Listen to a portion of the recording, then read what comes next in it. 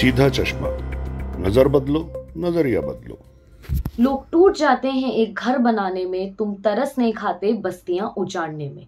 इस उर्दू के शेर को मैंने एक अलग अंदाजे से पेश किया। आजकल के बुलडोजर कल्चर के हिसाब से इसे बदलना पड़ा, लेकिन इसके मायने और इसका मतलब लगभग वही है जो इस मामले के तारीखी फैसले को सुनाते वक्त सुप्रीम कोर्ट के चीफ जस्टिस ने अपने तारीखी शेर के जरिए कहा था। खुशी की बात यह है कि बुलडोजर जस्टिस के परचम लहराने वाले बुलडोजर बाबाओं को सुप्रीम कोर्ट ने आखिरकार बहुत ही सख्त लहजे में शटअप कॉल दे दिया।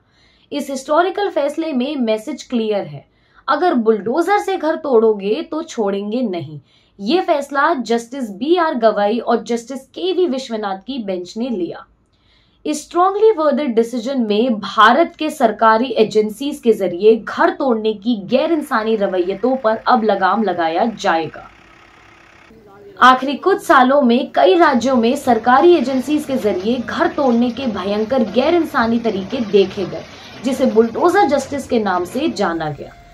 इसके काफी बार इलीगल कंस्ट्रक्शन के खिलाफ कार्रवाई के रूप में भी देखा गया, लेकिन इन डेमोलिशंस ने काफी सीरियस इलीगल और ह्यूमन राइट से रिलेटेड सवाल भी उठाए। वैसे तो कई राज्यों की सरकारों में जिंदगी भर की मेहनत से बनाए आशियाने पर बुलडोजर चलाने के इल्जाम है, लेकिन उत्तर प्रदेश के चीफ मिनिस्टर योगी आदित्यनाथ और मध्य प्रदेश के चीफ मिनिस्टर शिवराज सिंह चौहान को खास तौर से बुलडोजर जस्टिस के फ्लैग बेरियर के नाते देखा गया। उत्तर प्रदेश में साल 2020 से 23 के बीच 7,500 से ज्यादा घरों को जमीन बोस कर दिया। मध्य प्रदेश में ठीक इसी बीच लगभग 2,000 इमारतें बेदर्दी से गिराई गई। 70 से 80% केसेस में मुस्लिम्स के घर टारगेट बने।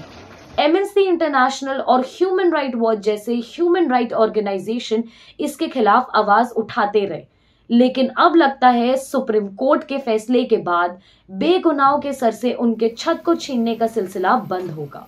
नवंबर 2024 को सुप्रीम कोर्ट ने इस मामले पर अपना जरूरी फैसला सुनाया। शुरुआत एक शेर से की गई।